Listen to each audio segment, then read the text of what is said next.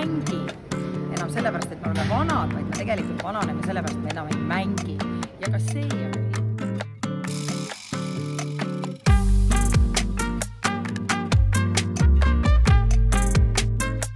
on ja heasse vormi saamine ei pea olema jõusaalis rassimine või suurte raskuste tõstmine, vaid seda saab teha kõike mänguliselt, lõbusalt liikudes.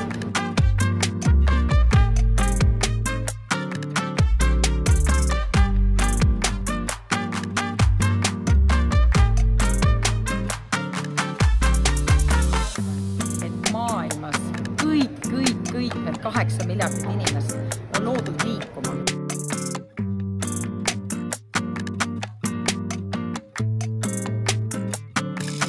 Hispaaniasse tule treenime koos, leiame üles selle liikumisrõõmu ja kingime endale parema tuleviku.